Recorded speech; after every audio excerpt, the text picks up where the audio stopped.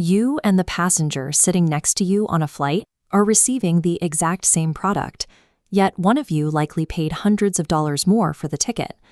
To figure out what to charge each of you, airlines use a concept called price discrimination. This animated graph illustrates first-degree price discrimination. The seller has perfect information about every buyer's maximum willingness to pay, and resale is impossible. Knowing exactly what each buyer will spend, they charge a personalized price, entirely converting the consumer surplus triangle into producer surplus. Extracting all that surplus is the mathematical ideal for maximizing monopoly profit, but in reality, a buyer's true willingness to pay is hidden. Sellers know their market is split between high-demand premium buyers and low-demand budget buyers, but they cannot physically tell them apart. To solve this, they use second-degree price discrimination, offering a single menu of options that forces consumers to self-select. The most common menu structure is the two-part tariff. Total cost equals a fixed entry fee, plus a per-unit price. Economists set that per-unit price to equal marginal cost. The dilemma is pricing the fixed fee to capture the most value from both groups. Because the seller can't identify who is who up front, setting the wrong fixed fee has severe consequences. They will either leave massive profits on the table or price a segment of their market out completely. Option 1. Set the fee to the low-demand group's maximum limit. Both buy, but high-demand consumers get a bargain, leaving profit uncaptured. Option 2 raises the fee for the high-demand consumer. The seller captures all their surplus, but the low-demand group drops out entirely. Let's pause and calculate the optimal move. If our low-demand consumer has $10 of surplus, our high-demand consumer has $30 of surplus, and you have exactly one of each customer, which option generates the most profit? Option 1 yields $20 total, 10 from each customer.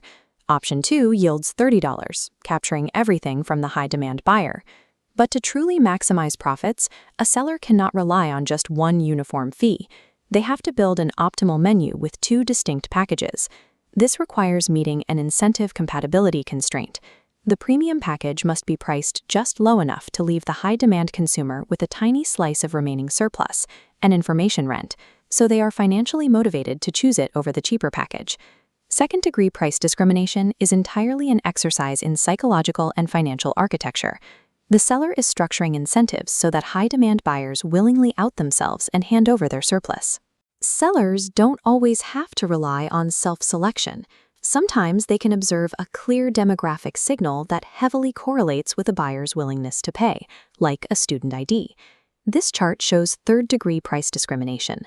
The seller divides the market into separate segments based on that observable signal and then charges a different flat price to each group. Price discrimination often feels unfair to the group paying more, but look what happens if regulators force a seller to charge a single uniform price. That uniform price settles at a point that maximizes profit, but it completely excludes the lower-budget student market. By discriminating, the seller can profitably serve the lower-demand market without sacrificing their premium revenue. Output expands and overall social welfare increases. To summarize the mechanisms of market pricing, first-degree discrimination relies on perfect information to extract 100% of consumer surplus. Second-degree relies on menus and self-selection to uncover hidden types, and third-degree relies on observable signals to set group pricing. The pricing tiers we encounter every day are the result of sellers navigating the gap between what they know and what we value. These mechanisms of information economics determine who can participate in a market and the exact price they pay for the privilege.